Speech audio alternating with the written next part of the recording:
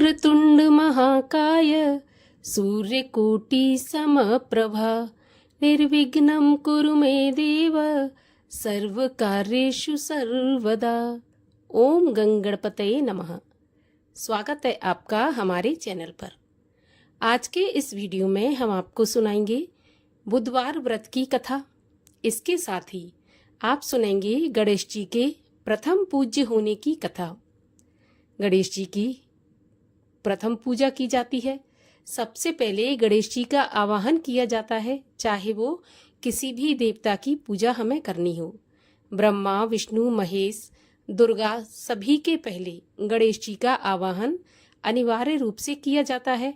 बिना गणेश जी के प्रथम पूजा के कोई भी पूजा सफल नहीं होती। तो कैसे मिला गणेश जी को प्रथम पूज्य होने का वरदान, इसकी कथा सुनेंगे हमारे चैनल पर। इसके अलावा सभी प्रकार की व्रत कथाएं आप सुन सकते हैं, महात्मा सुनाए जाते हैं। तो सभी व्रत कथाएं और महात्मा सुनने के लिए और हमसे जुड़े रहने के लिए आपको केवल हमारे चैनल को सब्सक्राइब करके बेल आइकन पर प्रेस करना है। और आज की कथा अच्छी लगे तो लाइक कर दीजिए, शेयर कर दीजिए, साथ ही कमेंट में अपने विचार भी अवश्य लिखिए।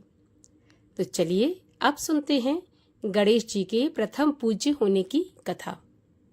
एक समय की बात है, सभी देवता आपस में झगड़ने लगे। सभी देवताओं में विवाद उत्पन्न हो गया कि धरती पर सबसे पहले किसकी पूजा होनी चाहिए। सभी देवता अपने आप को एक दूसरे से सर्वश्रेष्ठ बताने लगे।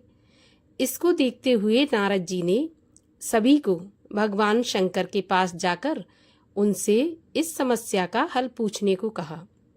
तब नारद जी के अनुसार सभी देवता इस समस्या को लेकर भगवान शिव के पास पहुंचे और उनको पूरी स्थिति के बारे में बताया। भगवान शिव ने देवताओं के इस विवाद को देखते हुए इसे सुलझाने के लिए एक योजना बनाई। उन्होंने इसके लिए एक प्रतियोगिता आयोजित की और प्रतियोगिता के अनुसार सभी देवगणों को अपने अपने वाहन पर बैठकर पूरे ब्रह्मांड का चक्कर लगाने के लिए कहा गया। जो भी देवता ब्रह्मांड की परिक्रमा करके सबसे पहले वापस आएगा, उसे ही धरती का प्रथम पूजनीय देवता माना जाएगा।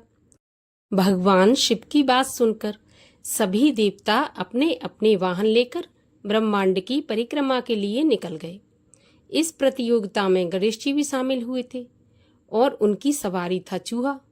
अब चूहे की गति बहुत धीमी होती है और ऐसे में गणेश जी सोच में पड़ गए। अब गणेश जी बुद्धि का भंडार हैं और बुद्धि के देवता माने जाते हैं। इसके बाद उन्होंने ब्रह्मांड का चक्कर लगाने के बजाय अपने माता पिता भगवान शिव और माता पार्वती की 7 परिक्रमा की और हाथ जोड़कर उनके सामने खड़े हो गए। जब सभी देवता ब्रह्मांड का चक्कर लगाकर वापस लौटे तो वहां गणेश जी पहले से ही मौजूद थे और भगवान शिव ने गणेश जी को विजय घोषित कर दिया था, जिसे सुनकर सभी देवता अचंभित हो गए कि चूहे की सवारी से पूरे ब्रह्मांड का चक्कर इतनी जल्दी कैसे लगाया जा सकता है। तब भगवान शिव ने बताया कि माता पिता को संपूर्ण ब्रह्मांड में सर्वोच्च स्थान दिया है और उन्हें धरती पर देवताओं के समान माना जाता है। गणेश जी ने ब्रह्मांड का चक्कर लगाने की बजाय माता पिता की परिक्रमा की है। भगवान शिव की बात सुनकर सभी देवता उनके निर्णय से सहमत हो गए और तभी से गणेश जी को प्रथम पूजनीय देवता माना गया और सभी देवताओं ने भगवान शिव के इस आदेश को प्रसन्नतापूर्वक स्वीकार किया। तभी से भगवान श्री गणेश को प्रथम पूज्य माना गया और सबसे पहले हर पूजा के पहले गणेश जी की प्रथम पूजा की जाने लगी। और गणेश जी को विघ्नहर्ता भी माना जाता है। तो ऐसी मान्यता है कि अगर कोई भी शुभ काम करने से पहले गणेश जी का पूजन कर लिया जाए तो आगे उस काम में किसी प्रकार की बाधा गणेश जी की कृपा से नहीं आती। और चलिए अब सुनते हैं बुधवार के व्रत में सुनी जाने वाली एक पौराणिक कथा।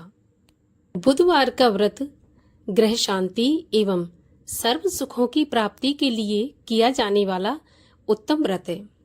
इस व्रत में एक ही समय भोजन किया जाता है और ज्यादा से ज्यादा हरी रंग की वस्तुओं का प्रयोग किया जाता है। हरे वस्त्र व्रत के समय धारण करना चाहिए।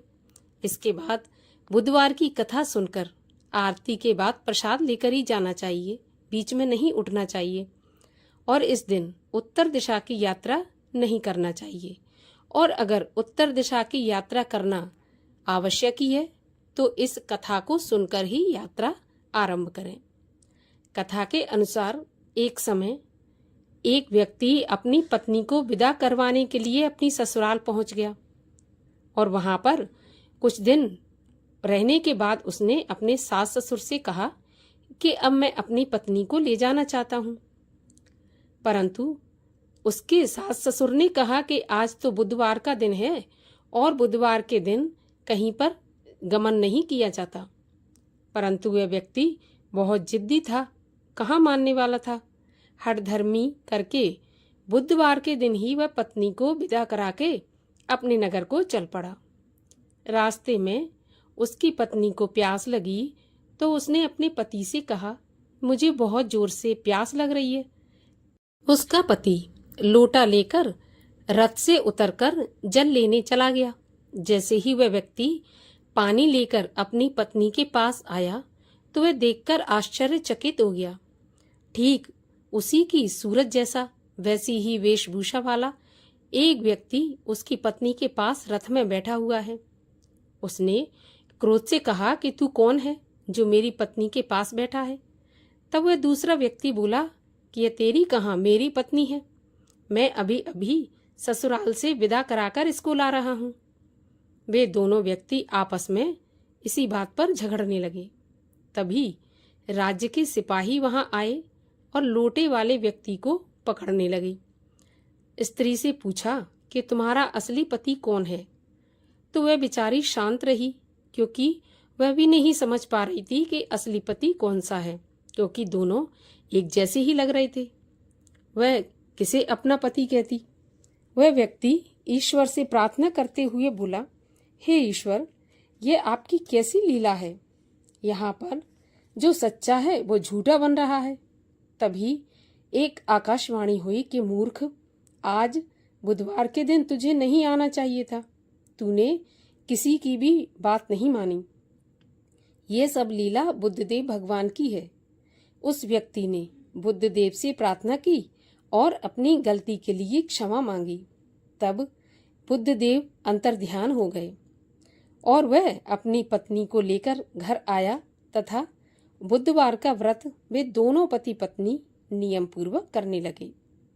जो भी व्यक्ति इस कथा को श्रवण करता है तथा पढ़ता है, उसको बुधवार के दिन यात्रा करने का कोई भी दोष नहीं लगता। उसको सभी प्रकार के सुखों की प्राप्ति होती है। बोलिए गणेश जी की जय, बुद्धदेव भगवान की जय।